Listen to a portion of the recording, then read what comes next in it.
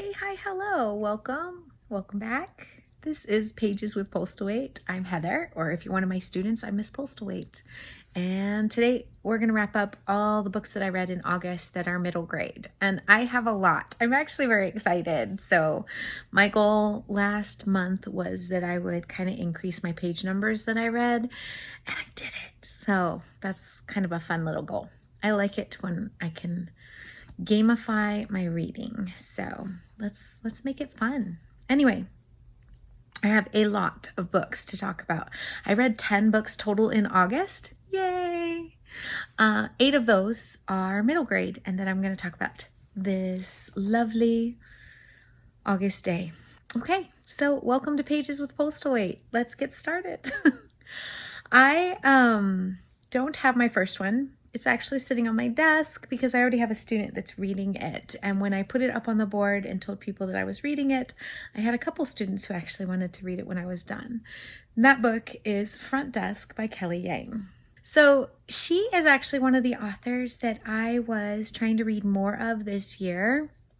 It's August, and I read 2 of hers actually this month. So yay me. The other author is my goal next month, so we'll try and get some books done. But I was trying to read some of their backlist and catch up on some of the things.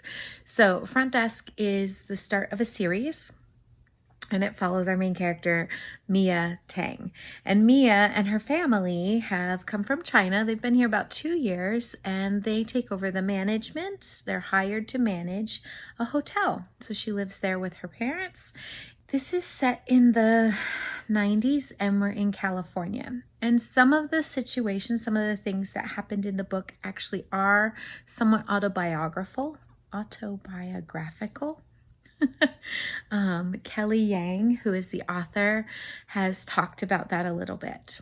This is also a banned book in several school districts. I know Florida for sure. This book has been banned. It talks a lot about immigration, and it was a great read. I really enjoyed it. I did give it 4 stars. It's a reread for me. I've actually read this one before, but I was trying to read the backlist, so I needed to kind of go back and start fresh. Mia is a delight. She's a firecracker. She is ready to take on everything, and she, I believe, is in 5th grade in this one. And so in being 10, she's helping her parents. She does a lot with the front desk and like greeting customers, and her family are kind of in a negative situation with the owner. He kind of abuses the situation a little bit, and their family struggles. They're struggling to make ends meet. They're struggling to do the job. It's hard work. It's a struggle. And throughout it, Mia just has this optimistic outlook. This book tackles a lot. It tackles the idea of struggling with English. English is a second language. Mia is striving really hard to be a good writer, and she does so much in the book where she's writing and she practices and she rewrites, and I just love this kid. It faces racism. It talks about immigration. It talks about some of the struggles that immigrants face, and it was such a good read. The second one is 3 Keys and continues the story. So in this one, Mia, her best friend Lupe, and Jason kind of have quite the 6th grade year. There is a election, there's a prop, and I can't remember what the prop is. And this really did happen in California, but it was a anti-immigration, anti-immigrants proposition that got a lot of people fired up on both sides. And her friend, Lupe, is in a situation where her parents end up, I'm trying really hard not to spoil the book for you. Her parents end up in situations where she's kind of on her own, and obviously she stays with Mia and her family. Her father ends up in like a jail waiting for an immigration court. This was so timely. This was so appropriate for today, despite the fact that this was set in the 90s. How sad that we are still here 30 years later. Highly recommend. Very good read. Really paints the picture of how hard it is to be an immigrant coming into the country, and looks at a historical perspective, because we are 30 years ago, looking at what people have always faced, and the demonization of immigration. So my shirt is inspiring today because I'm going to talk about this a lot because of several of the books that I read. So let's just do a fit check, shall we? And you can kind of see my shirt today. So the theme of the day, no one is illegal on stolen land built by stolen hands. So yeah, I gave that one as well 4 stars. There is so much in there. There's fighting cultural and generational expectations.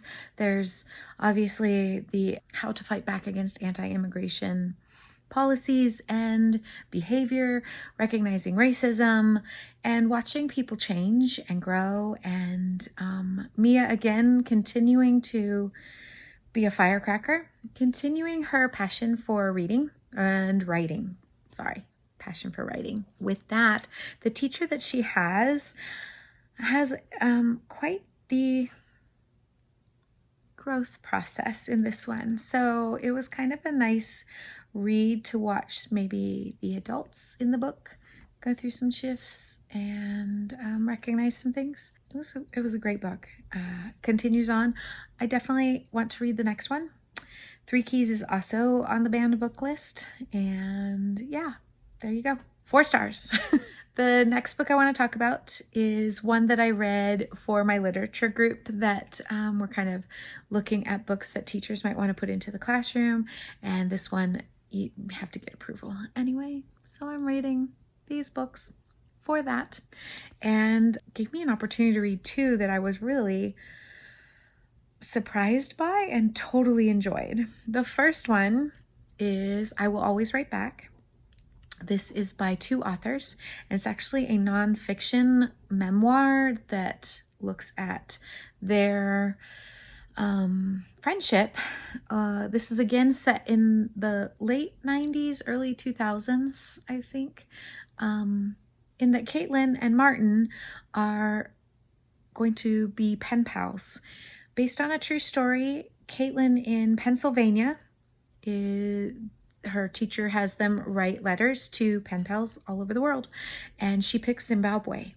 And in picking Zimbabwe, she ends up with a pen pal letter for Martin, who his classroom is also doing these pen pal letters.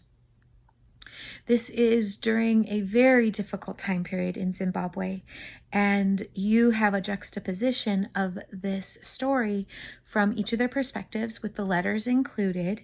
That kind of memoir style accounts what's going on in their life as they continue this friendship back and forth for years and years. It was eye-opening. I would highly recommend this book. This is actually one of my 2 5 stars. It was hard to read. There were moments when Caitlin absolutely annoyed me because she was just so oblivious to the privilege that she had. And when you juxtaposition her like whininess over like silly things like the clothes that she wants or the backpack that she wanted or just who she likes, with Martin, who is literally like fighting for food and just barely making ends meet and not able to go to school because he can't pay the fees to go to school. I mean, it was so eye-opening. If you've ever had a life experience like that where you go from the world that you thought you knew and you go into a life experience where your eyes are opened and maybe that's all taken away, it's jarring and it changes you. And to have a book like this that can be put into the hands of kids who maybe aren't going to experience life outside of their bubble. It's just phenomenal. Books open our viewpoint, and this one I think is phenomenal. I loved this book. I loved it. Yeah, highly recommend. And a nonfiction, so yeah. A graphic novel that I read. I actually read 3 graphic novels this month, so that did help me with my pages, but I'm really excited to get these 3 graphic novels on my shelf at school, and I think my kids are going to like it. So if you're watching, maybe let me know if you think you might read one of these books once they're on our shelf. But the first one is called Parachute Kids. I, at first, didn't realize just how closely I was sticking to the theme that this month kind of went with. It fits right in. I really think this one is also set in the 90s and did not like realize that right away, but I think this is the same time period, these kiddos coming to America, that like Mia did with her family in 3 Keys. Parachute Kids, as I'm reading this one, I realized that this fit right in and probably would be a book that Mia would read. Follows these 3 siblings. Their family has come to the United States for like a vacation, and they go to Disneyland and like kind of explore and have a wonderful time. Dad's visa is kind of up and he needs to get back to, I believe, Taiwan. And so he leaves. The mom stays, but her visa is not going to last much longer either. The parents have purposefully done this. So the parents are mom's going back and hopefully renewing their visa and coming back as soon as they can. And they are leaving the kids here in the United States. The siblings are older, but still like high schoolers. In reading it, the oldest is the daughter here, and I can't remember her name. They had to choose American names. And so I think it's Jason, Jesse, and Anne. So I think it's Jesse, who's the oldest in high school, maybe by a year. Jason's just a little bit younger. But they're like on their own and they're trying to navigate this. She's trying to study so she can get into college, but English is really, it's a second language. Anne doesn't have any of the language at all. So she's basically walking into school with like absolutely no English. And then there's a lot going on with Jason as well, the brother. So there's a lot in this. It was a heavy topic with some horrible things that happened. Jason ends up in the hospital.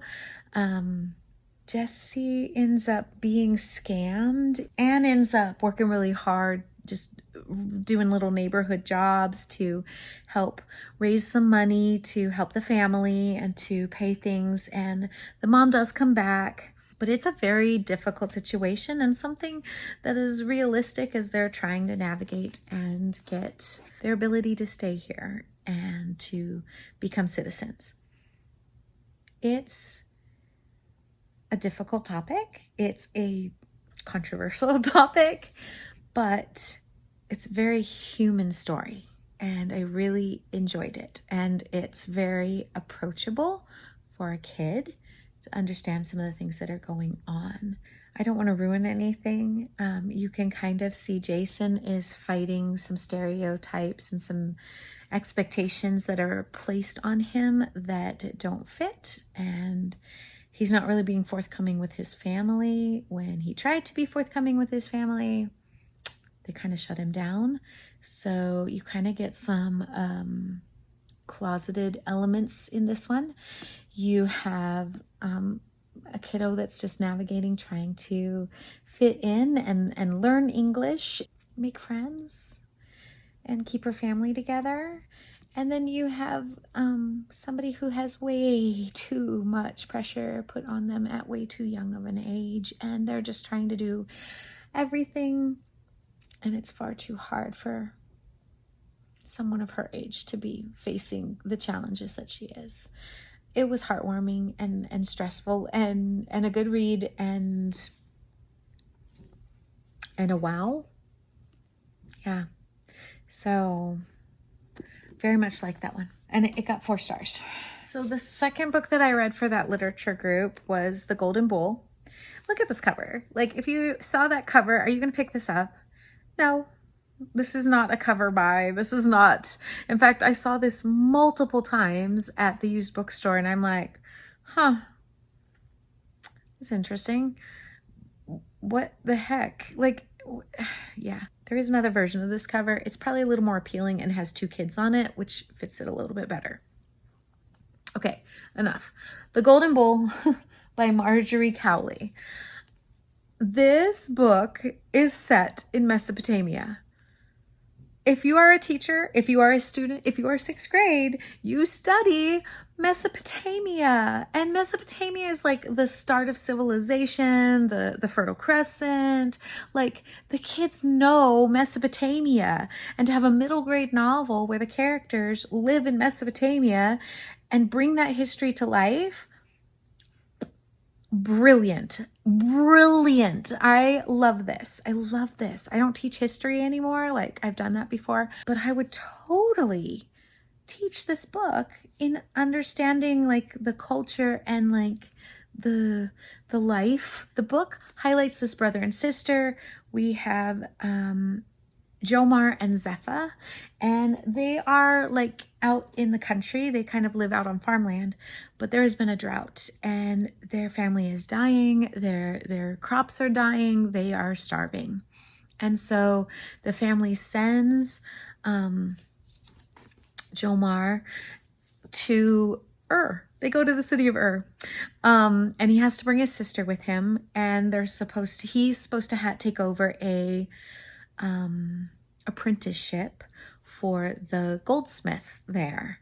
The goldsmith and his wife have lost their child, who is about Jomar's age, and so his father makes a deal and gets him this apprenticeship.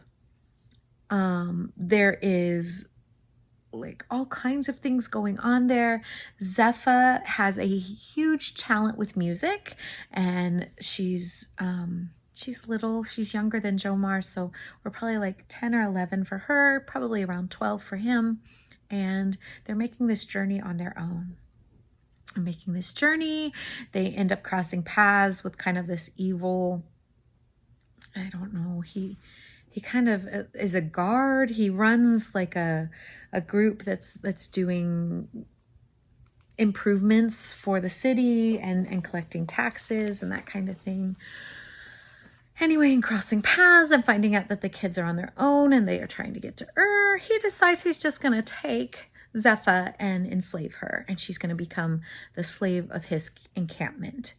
Well, the kids end up escaping and running away and being able to get to the city of Ur to take over this internship.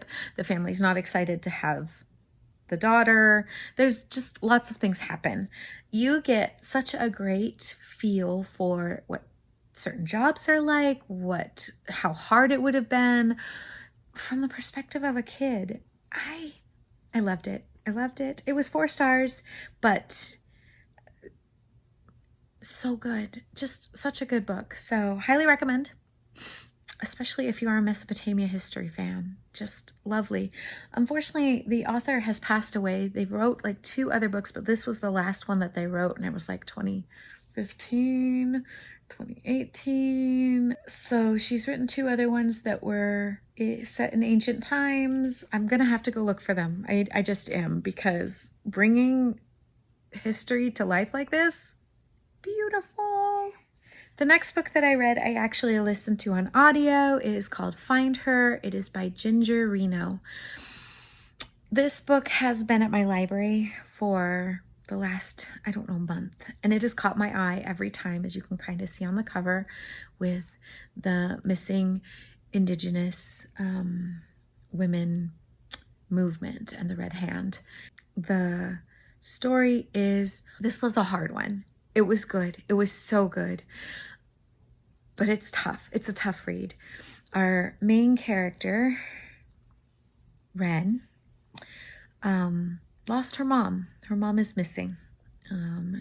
She is part Cherokee. She lives with her father, who is not part of the indigenous culture. He's a cop. And her grandmother, who, and they use the Cherokee word for it, and now it's flown out of my head, darn it. If I can think of it, I'm going to show you it right here. So she lives with them, and her mom's been missing about 5 years. She's, I think, in 7th grade, and that's a big part of everything in this story.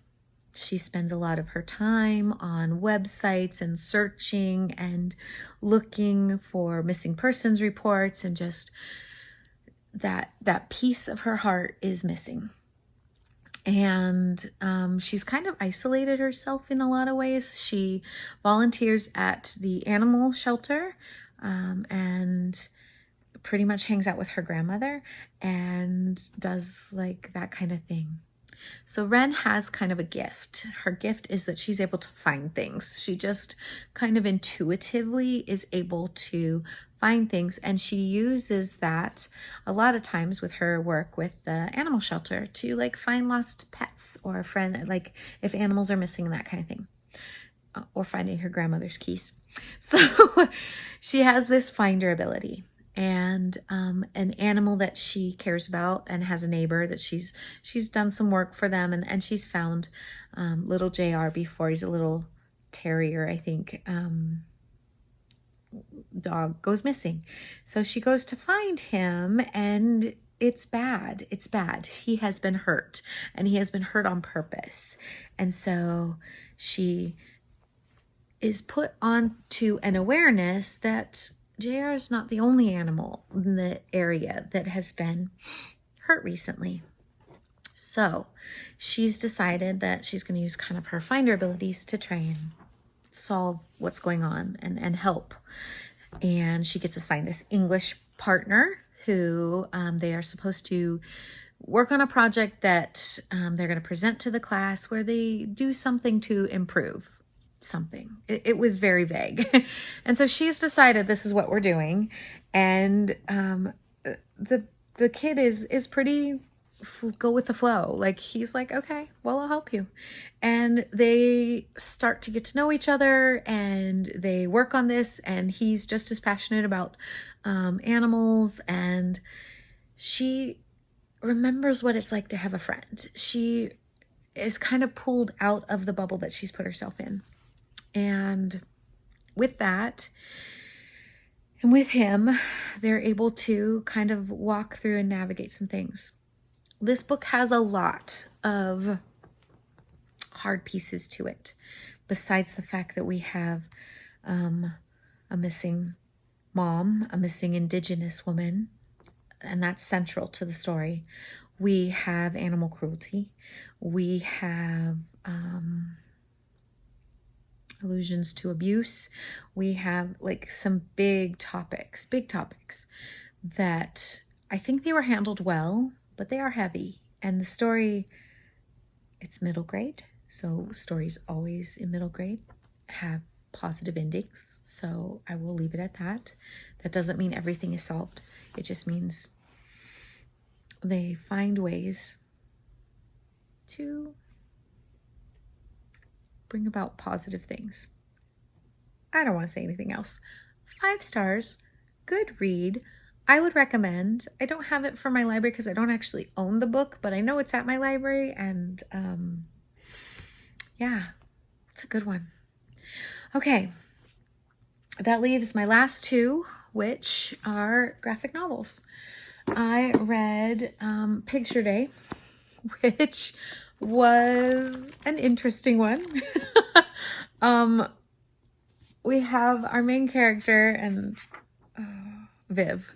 Okay, so we have our main character, Viv, and she is very adamant in being true to herself and standing out. She has 2 good friends, and she's one of like 7 Olivias in the class, and so she's going by her middle name now, but you can just tell that she's just kind of tired of being overlooked. and she does a lot of things to help other people, but a lot of it is for her own reasons. And she gets a pretty good lesson on friendship. And all of this starts on picture day when she decides she's going to stand out and do something audacious, and she cuts her own hair, right before pictures. As a mom, having seen children cut their own hair, it goes about as well as you can think.